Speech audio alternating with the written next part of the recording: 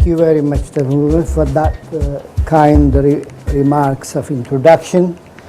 To the extent possible, since I have been a teacher, I like to stand, but I think the intimacy will have led us perhaps to dialogue, sitting down, so that to avoid this student and teacher relationship.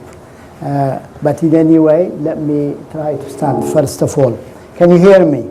Yes. If you don't hear me or I seem to be eating my words, as you know, please raise your hand. I realize it's very late in the afternoon, but in spite of that, I don't want to, although I have prepared a very formal speech, I'm trying to, as much as possible, make it light so that we can exchange.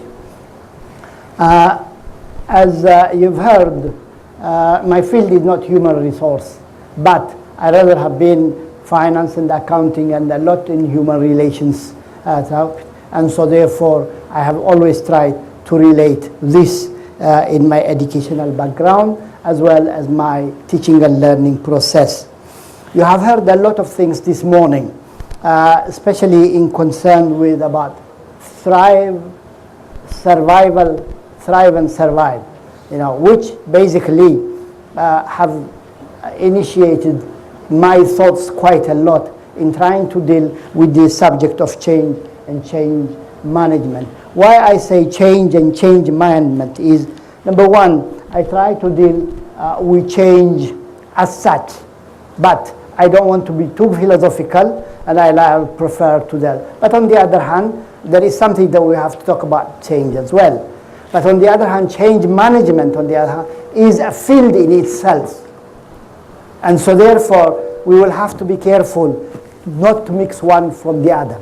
Of course, eventually, there is a point that will lead us to what we are trying to do with human resource development, and therefore becomes relevant to the conference. What is our understanding of change as such, and concept of change, and then how do we recognize, or some of it has been told, especially in the previous speaker today here, that recognizing and acceptance and coping with change is one problem by itself.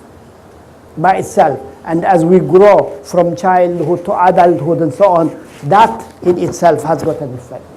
Then we come to the modern concept, because this change could be a little bit philosophical or others, or on the other hand, it could be psychological. But when we come to change management, on the other hand, management has approached it, although the literature is very wide. It has finally come to divide it between the technical aspect as well as the human aspect. And this is the human aspect which deals with the HRD that we are trying to talk.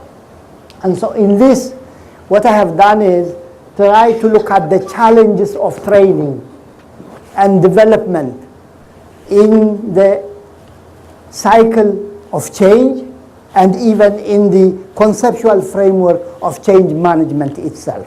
Okay. So to start with, when I started thinking about addressing or preparing an address for this conference, there were two landmarks that came to my mind. I had three landmarks. These are three landmarks I would like to keep. One is that when I went to school in Michigan State University, I saw a play